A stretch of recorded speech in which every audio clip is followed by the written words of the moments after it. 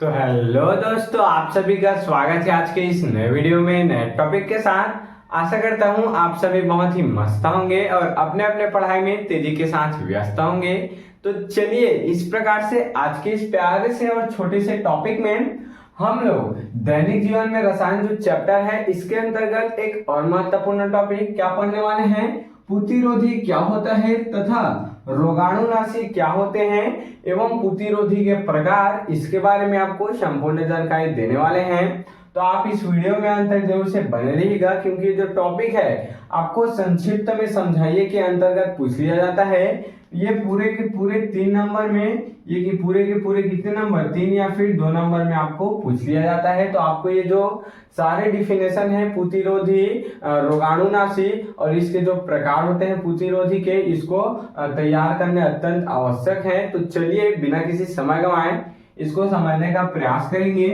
तो सबसे पहले दैनिक जीवन में रसायन के अंतर्गत प्रतिरोधी क्या होता है तो इसको देख लेते हैं। तो यह वह रासायनिक पदार्थ है, देख सकते हैं प्रतिरोधी एक रासायनिक पदार्थ है जो कि सूक्ष्म जीवाणु की वृद्धि को रोक देता है। देख सकते हैं ये सूक्ष्म जीवाणु की वृद्धि को रोक देता है तथा उसको क्या करता है, मारता है। देख सकते हैं जो विषैले जीवाणु होते हैं, सूक्ष्म जीवाणु होते हैं, उसकी वृद्धि को रोक देता है और उसको क्या कर देता है, मार देता है। किंतु मानव के जीवित ऊतक को नष्ट नहीं करता। देख सकते हैं ये मानव के जीवित ऊतक को किसी भी प्रकार के नष्ट नहीं करता है, अर्थात हमें हानिकारक नहीं पहुंचाता है। प्रतिरोधी कहलाता है, देख सकते हैं प्रतिरोधी कहलाता है। तो क्या है प्रतिरोधी का यहाँ पर डिफिनेशन, यह एक ऐसा रासायनिक पदार्थ है जो कि जीवाणु के ऊतक को क्या कर देते हैं, नष्ट कर देते हैं, या फिर जीवाणु को नष्ट कर देते हैं या फिर उसको मार देते हैं। लेकिन व्यक्तियों के जो मानव होते हैं उनके ऊतकों को किसी भी प्रकार की हानि नहीं पहुंचाते हैं, उसी को ही प्रतिरोधी कह दिया जाता है।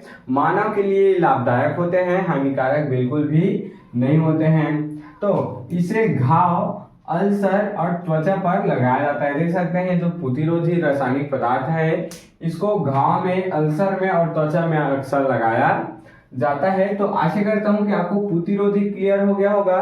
चलिए हम लोग कुछ प्रतिरोधी के यहाँ पर नाम दिए गए हैं तो इसको देख लेते हैं। तो इसको देखने से पहले एक और लास्ट बार हम लोग समझ लेते हैं कि आखिर प्रतिरोधी क्या है। तो आप लिखिएगा कि ये वे रासायनिक पदार्थ है जो कि जीवाणुओं को नष्ट कर देते हैं, उसको मार देते हैं, किंतु जो मानव के ऊतक होते हैं उसको किसी भी प्रकार का हानि नहीं पहुंचाते हैं, उसको किसी भी प्रकार क्या नहीं पहुंचाते हैं, हानि नहीं पहुंचाते हैं। इसी को बोला गया किंतु मानव के जीवित ऊतक को नष्ट नहीं करता है, प्रतिरोधी कहलाता है। इसका कार्य कहाँ कहाँ आता है, अल्सर, त्वचा में लगाने पर और घाव में लगाने पर इसका क्या होता है, उपयोग होता है। तो कुछ प्रतिरोधी के यहाँ पर नाम दिए गए हैं, चलिए इसको देख लेते हैं। तो सबसे पहला है डेटॉल। तो रासायनिक रूप से क्लोरो, देख सकते हैं रासायनिक रूप से क्लोरोजाइलान और टर्पेनोला का क्या होता है, मिश्रण होता है। देख सकते हैं ये एक प्रकार का अलग अलग रासायनिक पदार्थ है जिसका मिश्रण ही क्या होता है, डेटॉल होता है। हमको पता है डेटॉल का उपयोग हम किस में करते हैं, घाव वगैरह को साफ करने के लिए, उसमें लगाने के लिए करते हैं। तो ये एक रासायनिक रूप से क्या होता है, क्लोरोजाइलान और टर्पेनोला का ये क्या होता है, मिश्रण होता है। चलिए दूसरा देख लेते हैं। दूसरा है बिथिइनॉल। अब बिथिइनॉल क्या होता है, तो इसे साबुन में डाला जाता है। देख सकते हैं इसको हर प्रकार के साबुन में इसको डाल दिया जाता है, इसका मिश्रण बनाया जाता है जिससे साबुन में प्रतिरोधी गुण हो जाते हैं। देख सकते हैं हमें वायरस से, जीवाणु से बचाने के लिए प्रतिरोधी गुण उस साबुन में उत्पन्न हो जाते हैं। किसके कारण, बिथिइनॉल के कारण। क्योंकि किसी भी कंपनी का साबुन हो उसमें बिथिइनॉल का मिश्रण क्या किया जाता है, मिलाया जाता है, ताकि हम उस साबुन को प्रतिरोधी के रूप में उपयोग कर सके, उसमें प्रतिरोधी का गुण रह सके। तो चलिए तीसरा और लास्ट है इसका देख लेते हैं। तो तीसरा क्या है, आयोडीन। आयोडीन तो आप सुने होंगे, तो इसे टिंचर भी कहते हैं, देख सकते हैं, या फिर इसको आयोडीन का टिंचर भी कह दिया जाता है।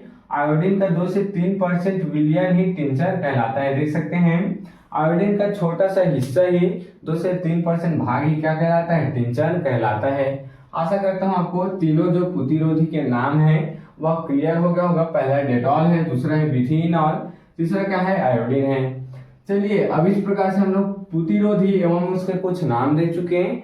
अब हम लोग रोगाणुनाशी आखिर होता क्या है इसको समझने का प्रयास करेंगे।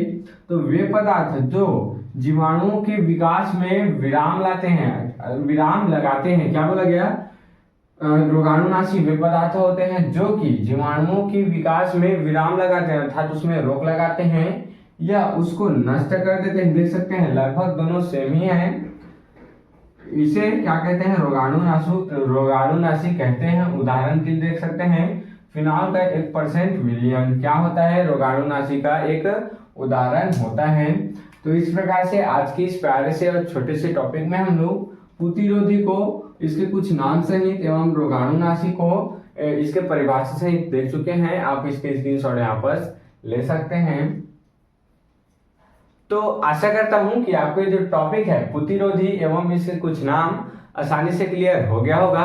अगर आपके जो टॉपिक है समझ में आया होगा तो मेरे इस चैनल को जल्दी से सब्सक्राइब करके बेल वाले आइकन को दबाकर प्रेस कर लीजिएगा, ताकि आपको मेरी ऐसी अच्छी इंफॉर्मेटिव वीडियो और अच्छे इंपॉर्टेंट वीडियो की नोटिफिकेशन सबसे पहले आप तक ही पहुंचती रहे और आप क्लास 12 की तैयारी ऐसे अच्छे इंपॉर्टेंट टॉपिक के साथ कर पाए। तो चलिए फिर मिलते हैं किसी नेक्स्ट वीडियो में नए टॉपिक के साथ। तब तक के लिए जय हिंद, जय भारत।